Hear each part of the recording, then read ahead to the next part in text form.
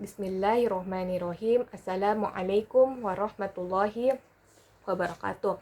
Perkenalkan, nama saya Nurul Aini Fitra Prastika dengan nomor induk mahasiswa 20700122057. Adapun di sini saya akan memaparkan materi psikologi perkembangan dari pertemuan kedua sampai pertemuan ketujuh untuk memenuhi ujian tengah semester mata kuliah psikologi perkembangan. Yang pertama yaitu definisi psikologi. Psikologi berasal dari bahasa Yunani yaitu psyche yang artinya jiwa, logos yang artinya ilmu pengetahuan. Jadi psikologi adalah sebuah ilmu yang mempelajari tentang manusia, bagaimana cara berpikir dan berperilaku. Adapun ciri-ciri psikologi yaitu ilmiah, objektif, dan metodologi.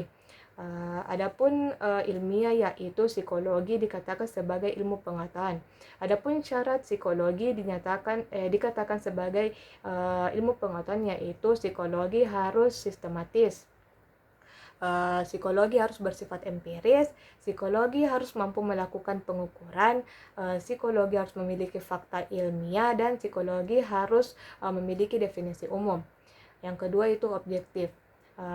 Adapun objektif ini terbagi dua yaitu objektif material dan objektif formal. Adapun objektif material ini adalah sesuatu yang dibahas, dipelajari, diselidiki atau sesuatu yang dijadikan sebagai sasaran pemikiran.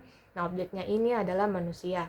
Dan objektif formal itu cara memandang atau meninjau yang dilakukan oleh seseorang peneliti terhadap objek materialnya. Yang ketiga, metodologi. Metodologi ini terbagi menjadi metodologi eksperimen, observasi ilmiah, sejarah kehidupan atau metode biografi, wawancara, angket, pemeriksaan psikologi, metode analisis karya, dan metode statistik. Ruang lingkup psikologi yaitu psikologi perkembangan, psikologi sosial, psikologi kepribadian, psikologi kognitif, dan wilayah terapan psikologi. Nah, wilayah terapan psikologi ini terbagi lagi yaitu psikologi pendidikan, psikologi sekolah, psikologi industri, psikologi kerekayasaan, psikologi klinis, dan parapsikologi. Adapun tugas psikologi yaitu pertama mengadakan persepsi, menerangkan, menyusun teori, prediksi, dan pengendalian. Nah, adapun metode penyelidikan dalam psikologi yaitu metode eksperimen, metode observasi, metode perkembangan, metode riwayat hidup atau klinis, metode tes, metode ekstrospeksi, metode angket, metode pengumpulan bahan, metode introspeksi eksperimental, metode perangsang, metode pernyataan, metode reaksi, dan metode testa. Nah, adapun hubungan psikologi dengan ilmu lainnya. Nah, hubungan psikologi dengan ilmu lain ini dikatakan sebagai simbiosis mutualisme, di mana hal ini saling membantu dan saling mengisi satu sama lain. Contohnya psikologi dengan ilmu pendidikan, di mana psikologi itu mempelajari tingkah laku manusia dan ilmu pendidikan itu adalah pembelajaran pengetahuan yang dilakukan melalui pengajaran atau penelitian atau pelatihan. Nah, jadi proses belajar mengajar ini akan baik jika seorang pendidik mampu mengerti keadaan psikis anak didiknya melalui respon maupun perkembangan pola psikis anak didik tersebut. Adapun gejala kognitif.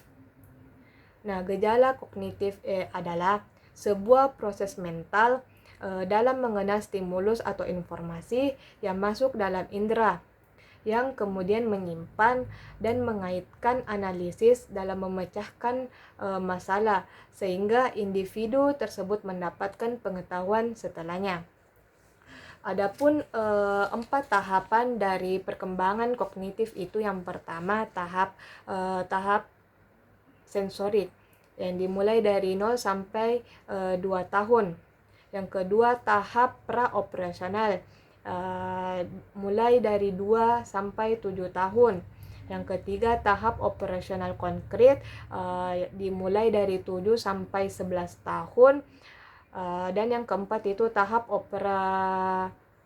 operasi formal yang dimulai dari 11 hingga dewasa atau remaja.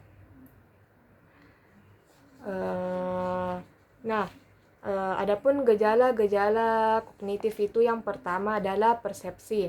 Persepsi adalah segala sesuatu yang kita maknai, yang kita tangkap melalui panca indera. Nah, persepsi ini kadang juga dihubungkan dengan yang namanya sensasi.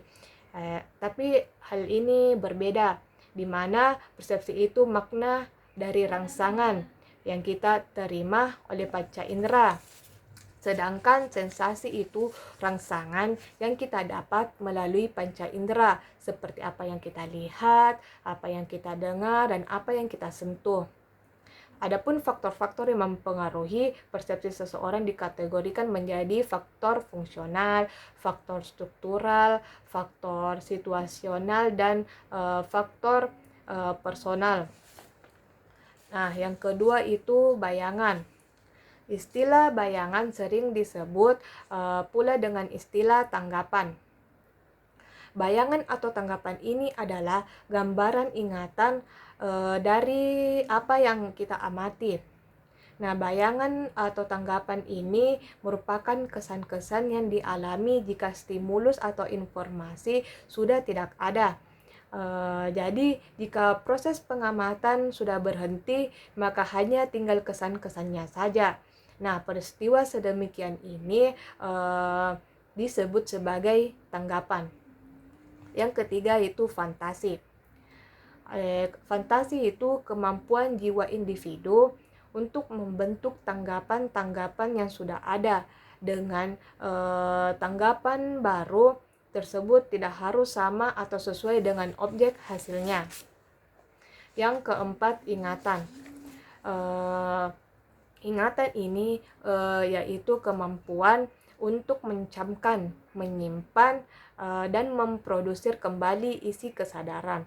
Adapun sifat-sifat dari ingatan yaitu yang pertama ingatan yang cepat atau mudah diterima. Yang kedua itu ingatan yang luas. Yang ketiga ingatan yang teguh. Yang keempat ingatan yang setia, dan kelima yaitu ingatan mengabdi atau patuh. Adapun gangguan-gangguan dari ingatan itu ada lupa, amnesia, ataupun deja vu.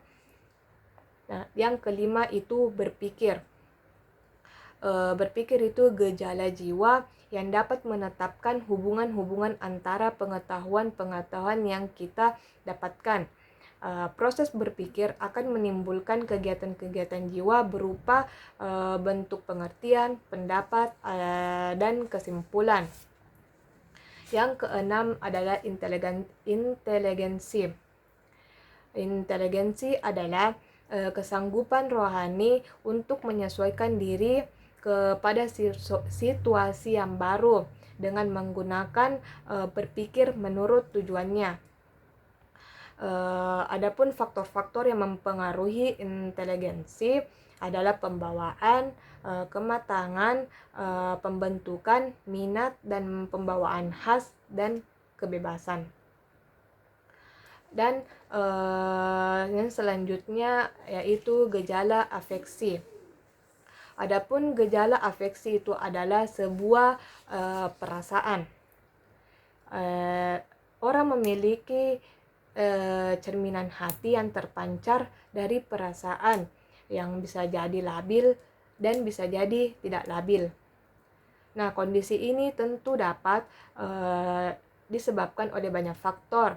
Contohnya itu seperti sedih, kecewa, maupun perasaan bahagia. Nah, adapun pembagian dari gejala afeksi ini yaitu emosi dan perasaan. Contoh dari gejala yaitu emosi. Nah, emosi ini banyak macam. Ada emosi malu, emosi rasa takut, ataupun emosi amarah. Dan perasaan itu terbagi lagi, ada perasaan sedih, perasaan senang, perasaan bahagia, perasaan kecewa, dan lain-lain. Adapun contoh dari gejala afeksi itu yaitu di mana individu dengan mengalami gangguan mood. Nah, mood itu kan perubahan perasaan. Jadi di mana individu ini akan merasa kehilangan energi, merasa sedih, merasa tidak berharga, kadang merasa bersalah, sehingga kadang juga memiliki kehilangan minat dalam melakukan aktivitas sehari-hari. Adapun gejala konasi, secara bahasa konasi dapat diartikan itu sebagai kehendak atau hasrat, ataupun dan secara istilah itu kekuatan yang sadar akan hidup dan menciptakan sesuatu yang berdasarkan perasaan dan pikiran. Nah, konasi ini kadang juga disebut dengan kemauan. Adapun pembagian dari gejala konasi yaitu yang pertama itu ada dua. Yang pertama konasi yang berpusat pada kejasmanian. Nah, konasi ini terbagi lagi. Yang pertama, tropisme, refleks, insting, automatisme, kebiasaan, nafsu, kecenderungan, dan keinginan. Dan yang kedua, konasi yang berpusat pada psikologi atau perbuatan kemauan. Nah, adapun contoh dari gejala konasi ini yaitu contohnya seorang pelajar yang ingin menduduki peringkat 1. Dengan dasar kemauannya itu, pelajar tersebut belajar dengan tekun dan giat, sehingga dapat menduduki peringkat pertama. Selanjutnya yaitu definisi psikologi perkembangan. Adapun psikologi perkembangan adalah sebuah bidang studi psikologi yang mempelajari perkembangan manusia dan faktor-faktor yang membentuk perilaku seseorang sejak lahir sampai lanjut usia. Adapun ruang lingkup dari psikologi perkembangannya itu dimulai dari masa dalam kandungan, anak bayi, anak kecil, anak masa sekolah, masa pueral, masa pra-remaja, masa remaja, serta masa dewasa ataupun masa dewasa lanjut usia. Selanjutnya yaitu prinsip-prinsip dalam psikologi prinsip-prinsip dalam proses pertumbuhan dan perkembangan yang terjadi pada individu. Yang pertama itu terjadi perubahan, yang kedua pola pertumbuhan fisik, yang ketiga karakteristik perkembangan, yang keempat perbedaan individu, yang kelima pola perkembangan bersifat periodik, dan yang keenam terdapat tugas perkembangan dalam setiap periode. Nah, sekian pemaparan dari saya. Mohon maaf kurang dan salahnya. Wassalamualaikum warahmatullahi wabarakatuh.